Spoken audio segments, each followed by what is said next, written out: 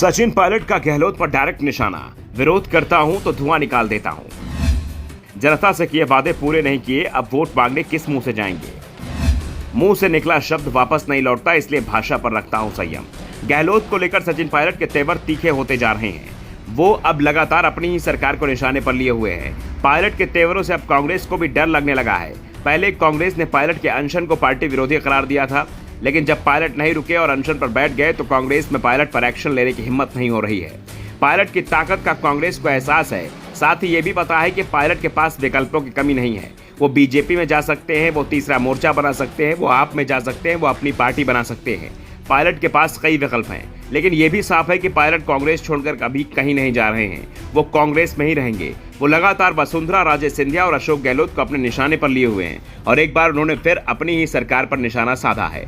Pilot ने कहा कि जनता से किए वादे आज तक पूरे नहीं हुए हैं, ऐसे में चुनाव के वक्त किस मुंह से वोट मांगने जाएंगे। सचिन ने झुंझुनू जिले के खेतड़ी में टीबा गांव में हुए सभा में कहा, मैं विरोध करता हूं तो ऐसा करता हूं कि धुआं निकाल देता हूं, लेकिन भाषा पर कभी संयम नहीं खोया। मुंह से जो शब्द निकल गया वो वापस नहीं आता। मैंने हमेशा वैचारिक, राजनीतिक, प्रशासनिक विरोध किया तो सड़कों पर उतरे, धरने दिए, जेल गए, अनशन किए, लेकिन कभी गलत शब्दों का प्रयोग नहीं किया। वसुंधरा राजे मुख्यमंत्री नहीं, मेरे से बड़ी हैं, लेकिन राजनीतिक टकराव होता था तो बराबर का होता था। उन्हें हराकर आते थे, लेकिन अब शब्दों का प्रयोग करना, ओछी भाषा का इस्तेमाल करना, ये मैंने न कभी किया है और न आगे करने वाला हूँ।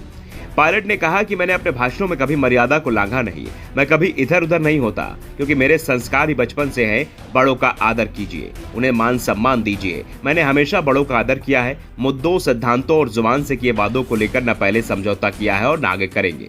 गहलोत पर निशाना साधते हुए पायलट ने कहा कि जो बात मैंने उठाई, लिखित में उठाई। कुछ दिन पहले अनशन किया, किस बात को लेकर किया? हम लोगों ने चुनाव में वादे किए थे। हम भ्रष्टाचार के साथ कोई समझौता नहीं कर सकते। इस प्रदेश का नौजवान स्वच्छ राजनीति चाहता है।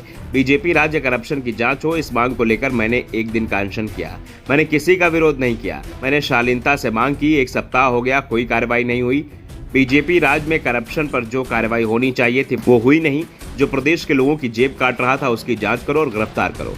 हम सब उसका स्वागत करते हैं। जिनके खिलाफ भाषण देकर और कार्रवाई का आश्वासन करके वोट लिया था, हमें वो वादा भी पूरा करना पड़ेगा।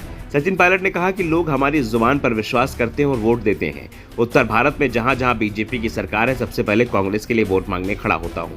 पिछले 25 साल में जो पार्टी ने जिम्मेदारी दी उसे निभाया। सैनिक कल्याण मंत्री राजेंद्र सिंह गुढ़ा ने भी अपनी सरकार पर निशाना साधा। उन्होंने कहा कि सरकार में कहने को मंत्री हैं, लेकिन कोई काम नहीं कर सकते। हम सरकार में होकर भी लाचार हैं। खेतड़ी के विधायक सीएम सलाहकार हैं, लेकिन एक सिपाही का ट्रांसफर भी नहीं करवा सकते। उन्होंने कहा कि यदि उनके हाथ में पावर होती तो यहाँ की वीरांगना को भटकना नहीं पड़ता। पूरे पावर को मुख्यमंत्री ने सेंट्रलाइज कर रखा है। यदि कोई मुख्यमंत्री से किसी मामले की जांच करवाने की मांग करता है तो उन्हें अनुशासनहीनता पर कार्रवाई करने की चेतावनी दी जा रही है।